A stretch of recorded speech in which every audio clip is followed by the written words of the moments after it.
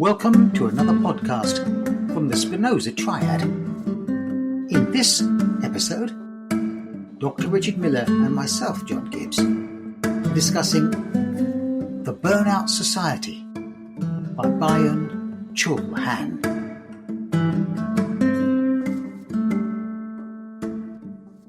Well, Rich, you introduced me, I don't know, a couple of months back, sent me a link to Byung-Chul Han, which is, we're going to talk about his book, The Burnout Society. Don't say Risk Society, Burnout Society. Yeah, so I've just listened to it on Audible and followed it on a link you sent me again. Yeah. So he's new to me. So where did you first come across him? I don't remember. I think it was a late night YouTube. And then when I ordered one of his books, I had the pleasure of realising how thin it was, which is nice. Yeah, this is actually, I mean, let's acknowledge this about the attractiveness of philosophical writing. If it's a really thin book. Yeah.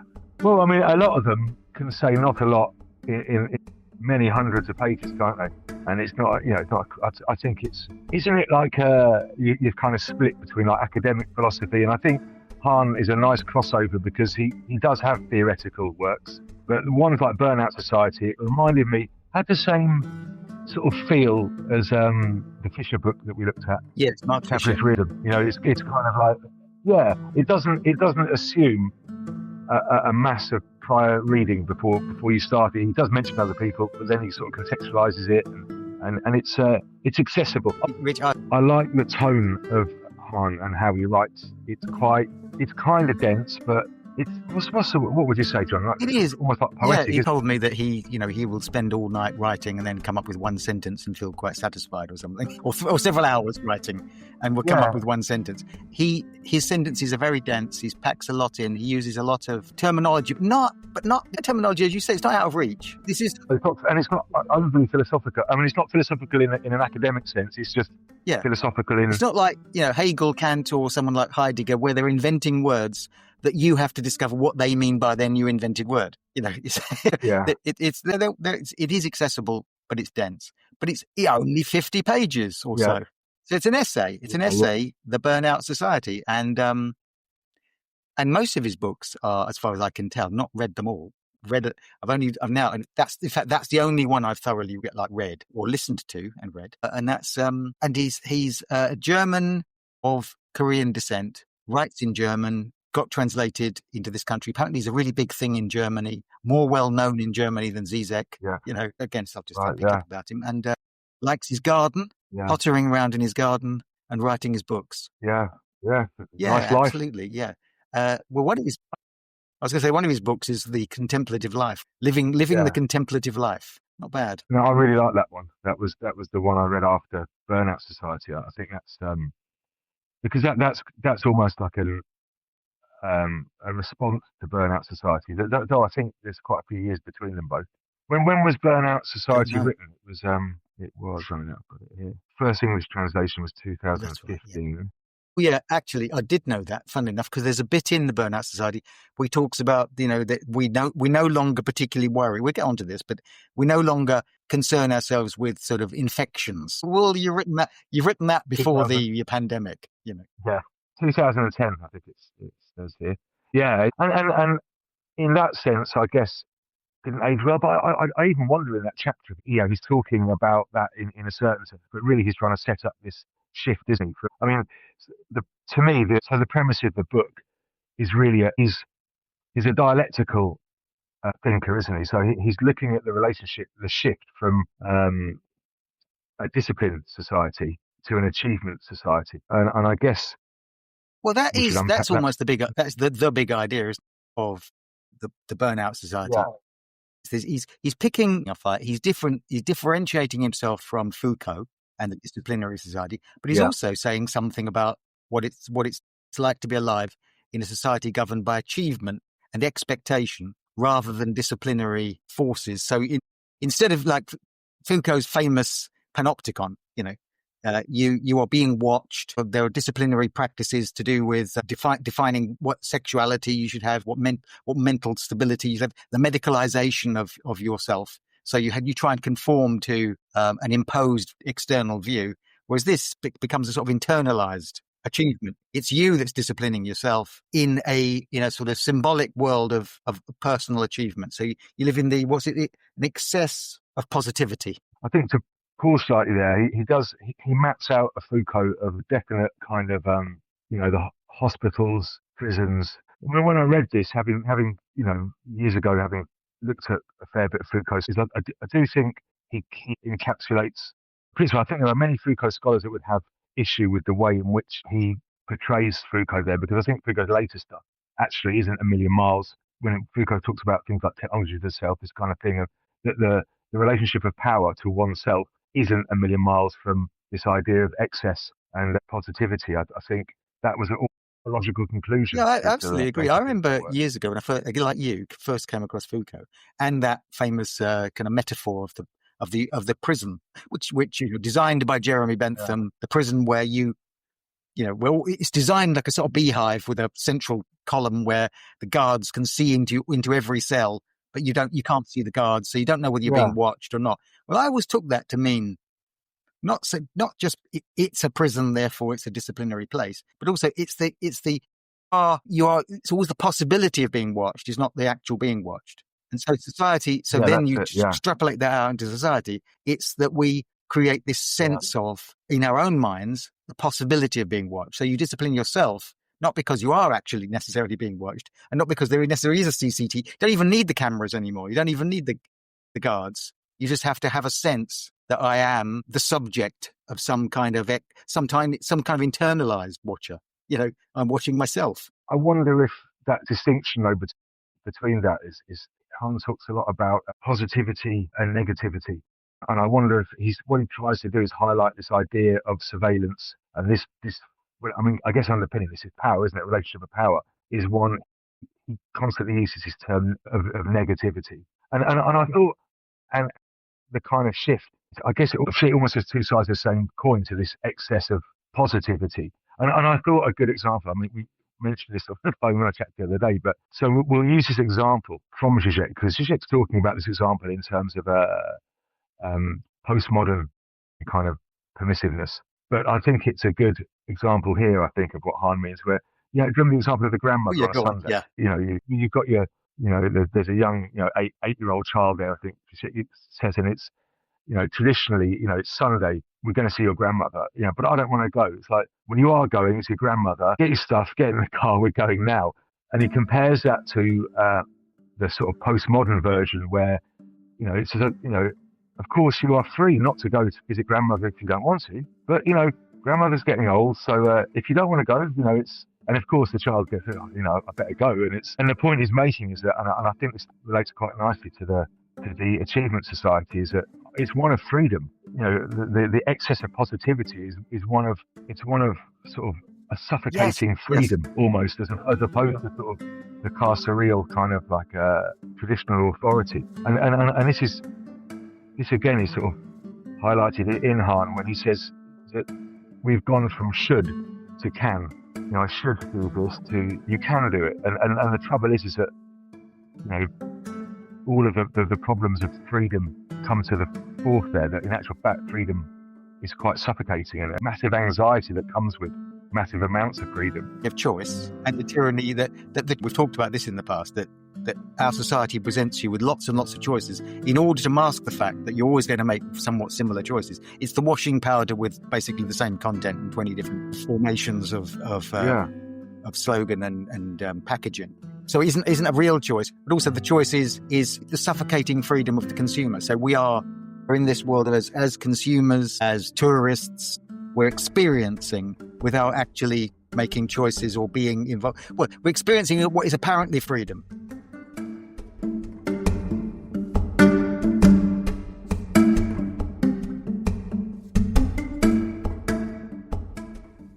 This is a theme that goes in his books, because the lack of boredom, he talks about the sort of creative possibilities of boredom, of doing nothing, are kind of removed, because you constantly feel that itch that you must be doing something. You can, therefore, there's that freedom there I should be achieving. And you talk about consumption there, John. He mentions in the last chapter, I think other bits of the book, but about a crisis in gratification. That gratification becomes a problem, because he mentions about goals, that rather than it being something that you can achieve goals and achievement, it's almost like a loop. He mentioned sort of psychoanalysis in there, and how you can't actually get to where you need to get to. So you end up really in a state of inability to concentrate on any one thing, because there are so many possibilities. He calls that a sort of hyper-attention. So you're paying constant attention to so many things that you're paying attention to nothing particularly, and in the end you're reduced into a sort of passive state. So you passively consume. So surrounded by riches, you passively consume the same sorts of things, and you have very little depth. But isn't that just it's sort of Frankfurt School, isn't it? It's the idea of the Frankfurt School, those philosophers who came over went to the United States and associated with Chicago University, and were associated with Frankfurt University before they came over. People like Habermas and go on, name some other Frankfurt School ones now. I've forgotten. Marcuse and Adorno. Thank you, Adorno. Marcuse, Adorno, Habermas, and all those. And they came to the United States and they look at popular culture. And one of their ideas is because the culture machine, or the industrial culture producer, which engenders in you through popular culture a kind of passivity. It's my parents in the 1960s worrying about me watching cartoons and saying, well, that's not proper. Read a book, my dad would say. Read a book. Or looking at the Beano comic. Read a book. That's nothing. Yeah. That's not proper concentrating. That's just panels of pictures. What will they be saying in another 30, 40 years? Take the Mind Lab down, pick up TikTok. That's sort of where we are, isn't it? It's why this book is relevant. And it's why people before we started recording, mentioning people like Ulrich Beck and Anthony Giddens and Zygmunt Bauman, and you can go on, all these kind of late modernity, liquid modernity, hyper modernity, post modernity. Where are we exactly? Well, we're somewhere where we weren't in the middle of the 20th century, and where things that we believed in then have dissipated, and things that we manifested themselves then have accelerated.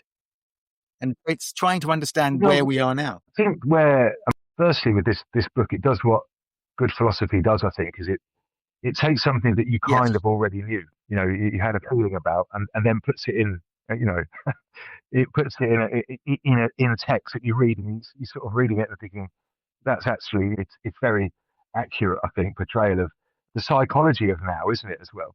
It goes into like those earlier sort of cultural theorists that you mentioned, sort of map out a society like this, and Han does there. But I think where Han does a good job is then looking at what that does to us individually, hence the burnout.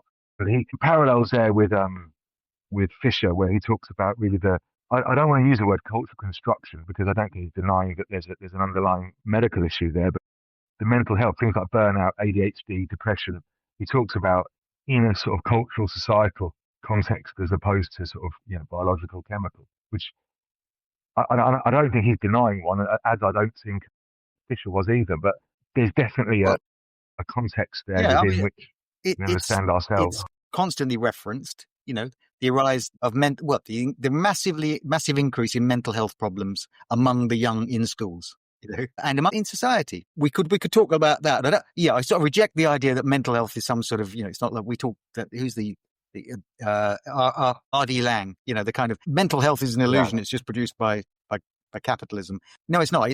Take the pills. It is, there is mental illness, but but I'm convinced, I'm absolutely convinced, along with by Han, that our society produces anxiety, anxiousness, identity crises, dissatisfaction, deferred gratification that you can never achieve. It's always in the distance. All of those things, and the tyranny of choice. So he's definitely on to, as it were, the dissatisfaction of living in this world, and the consequences of it are deeply unhappy people. Yeah. Not that these ideas are massively new. I'm thinking of phrases like lives of quiet desperation. I forget who said that. It's people in modern society. If you went back to Victorian times, in the industrial age and onwards, most people lived lives of quiet desperation. Yeah, and I think, and you're right. I don't think there's anything, stand out new. You don't really, it's just well put together, well written. I mean, it applies to bit again, like that Fisher textbook was written a similar sort of time. It's probably more relevant now than it was when it Yes. came out, I think, especially with the advances in the technology. I wanted to go back to something you were mentioning a minute ago, John, with like some of the key ideas here. I mean, I think Hahn, who I think his PhD thesis was on Heidegger. I think a theme that runs through definitely Burnout Society is this idea of authenticity. You know, how to, it's not an authentic existence, but to have this kind of forced achievement Yes. society there, and the difficulties of navigating that in an authentic way. Yeah, there's a bit, isn't there, in the book where he talks about the two different forms of tiredness. You know, the kind of what you might call authentic tiredness and inauthentic tiredness. The tiredness that isolates you and the tiredness that connects you with others. And I was thinking of that when I was remembering the scene in Witness. Have you seen Witness? You know, Harrison Ford, he goes in, he lives among the Amish. He's a detective, and he has to flee Philadelphia and ends up hiding among the Amish and pretend to be an Amish man. And there's a very famous scene in it where, with this rising kind of joyous music, he gets involved in building a barn. So barn raising is a thing among the Amish. The whole community's all gathered together. They set the picnic out, and the women make the food, and the men all with their hammers and nails. But in a day, they build a barn raising, and the music builds. And he's a bit uncertain at first, but the ladies bring him glasses of lemonade, and he wipes his brow, and someone gives him a hammer, and he's soon hammering away. At the end of the day, they're all tired, but they've built this great big barn, and it's a great community sort of form of activity. I thought, well, that's what he's describing. This is sort of authentic tiredness. You're engaged in something that connected you with others, and at the end of it, you have an achievement where you say, now let's build the next part, or what should we build next? You know, it leads you to some sort of creative next place. As opposed to like wearing yourself out, scrolling through image after image, the algorithm seizing on your anxieties and just, you know, amplifying them and being more. I'm really quite disappointed to discover that sitting on the sofa for hour on end, looking at things on YouTube, is nowhere near as satisfying than gardening. And my wife reminds me of that a lot. Digging in the garden, you come in, hey, it's better, I feel better. Whereas, you know, I've been on the sofa, I was watching some stuff on, and I'll click to something else, and I watched that. Yeah. What did you look at on the internet? I can't remember now. Yeah. Ask me something about sharks.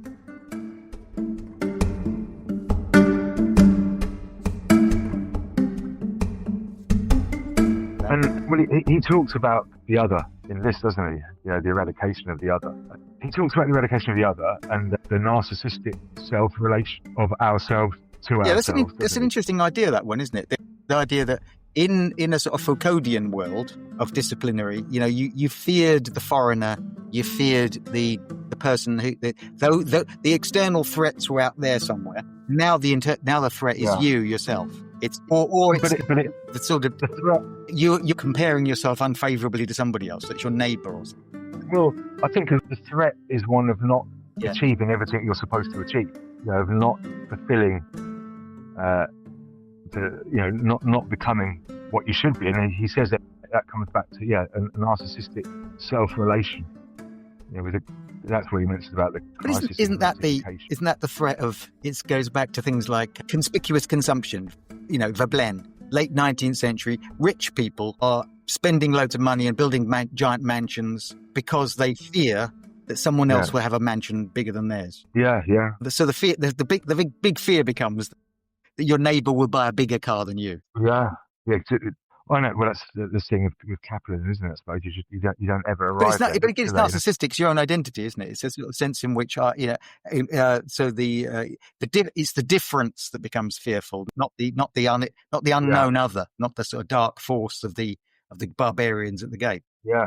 I think there was one other point, John, I'd looked at, and this one's I jotted down. I thought were interesting points. I don't know what you've got, but I mean, the last chapter I liked. He talks about how Freud was relevant to the discipline society, and how he links Kant in there as well. That the ideas of a kind of ego based on prohibition and repression, and not so that you should do this and you're being disciplined constantly, and really the subject of the disciplinary society evolves out of limits and transgression, prohibition, basically repression, and how that's no longer really applicable in the same way. Well, I mean, I say it's no longer. He doesn't say that discipline.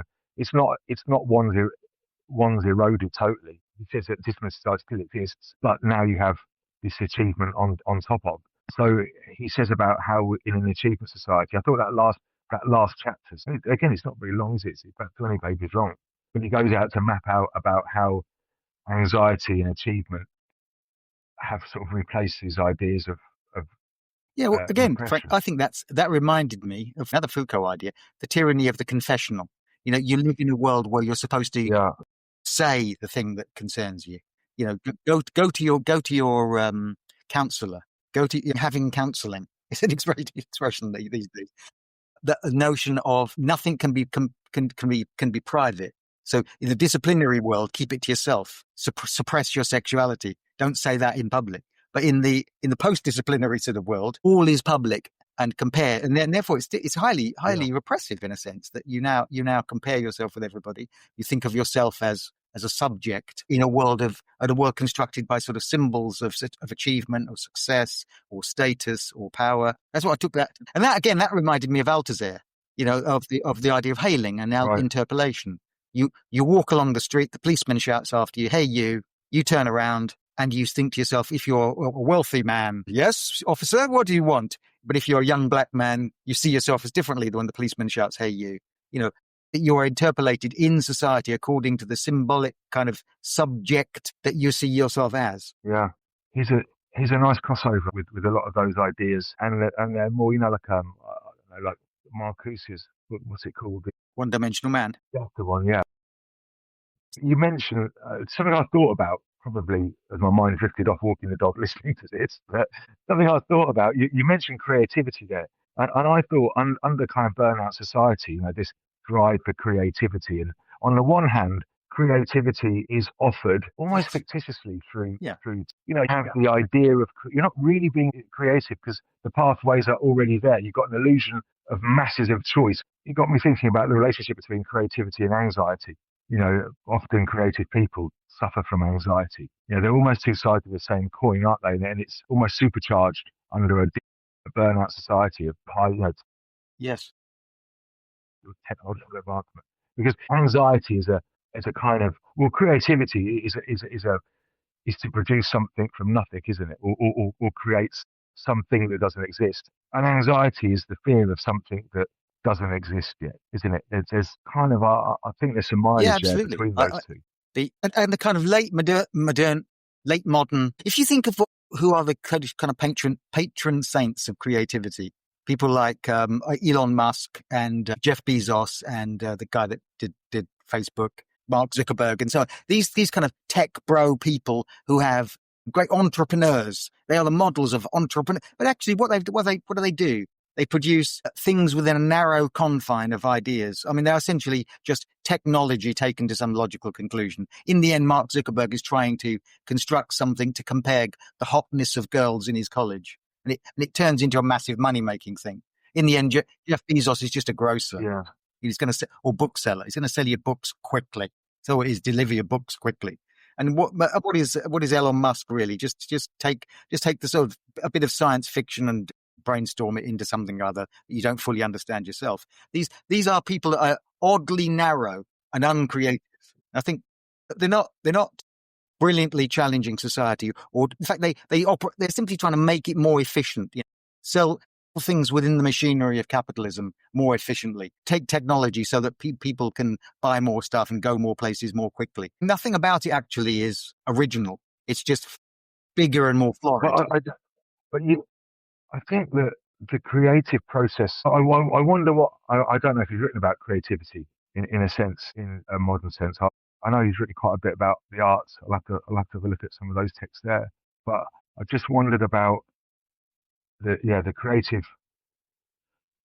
process and anxiety within a burnout society of one of achievement. And does that force then creative people to feel inadequate because they're not creating, you know, is that? Well, I think you're right. It's defining creativity within certain narrow bounds, isn't it? One of them is achievement. So the creative person somehow drives a big car, somehow lives in a bigger house, earns a lot of money. In fact, so much so that we'll confuse wealth and status power with intelligence and ability. It's almost like the reverse of the garret living artist. Nowadays, the great entrepreneurial creative person is also somehow materially wealthy and powerful and has high status in society. Unlike the lonely poet who won't be recognized in his own lifetime, or the artist who can never sell a painting, but they'll be acknowledged as a genius who took painting in a new direction, a Van Gogh or something. That sort of creativity is not valued. And so I guess that leads into Hans' idea of doing something for nothing, isn't it? The boredom and the creative process. Yeah. What if you went to your grave saying, "I've written 10 books of poetry that no one reads, but I personally think they're great." Yeah. But people read them and say, "Well, I don't understand these poems." Then, of course, there are poets of that kind who in their lifetime, they never knew that one day they'd be seen as great. John Clare or something, well, briefly in his lifetime, but they get forgotten and then rediscovered, and so on. And do you think the pressure of the achievement society then mean that creativity is, it's the anxiety is increased because people feel that the success isn't there within what they're creating? Yeah. I think so. It's a kind of entrepreneurial create. I mean, a lot of one criticism that kept popping into my head of Byung-Chul Han's book is it's very, you're going to identify with this very strongly if you work in any kind of corporate world or organization, middle class organization. Where we want positivity, positive ideas, and slogans that are positive surround you in a kind of marketized view of creativity. I want ideas to produce what? So I want ideas to produce better exam results, but not question why we need exams.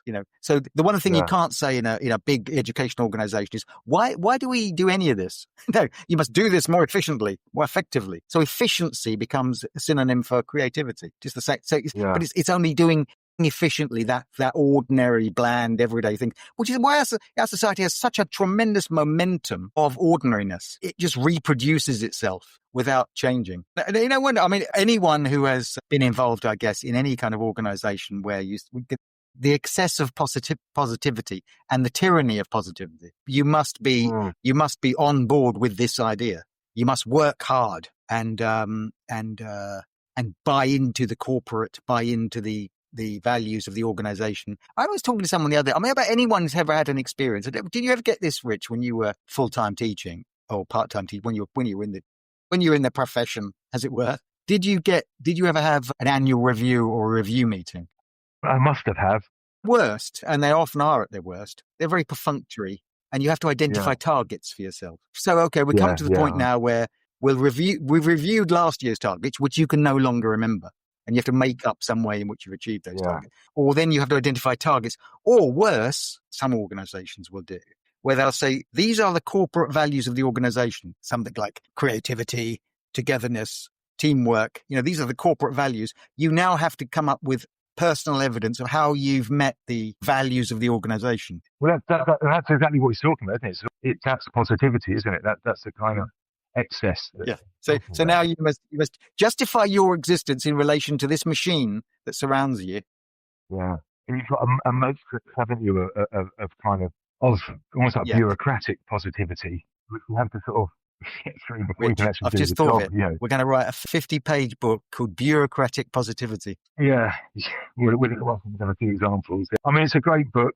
I really enjoyed it. I'm glad we discovered him because I think he's written about 50 books, isn't he? Yeah, we could just do 50 more of these on our Byung-Chul. And that, I think, is the great strength of this book, is it fires off all sorts of ideas in recognition of where you are right now in the world around. And even if you think, well, that may apply mainly to people in the middle class, or it may not apply, or that most of it actually is very thoughtful and thought-provoking. Oh, I disagree with that, John. I think there are obviously class dimensions when it comes to what you do at work, but I think the problem with the burnout society is it explains it.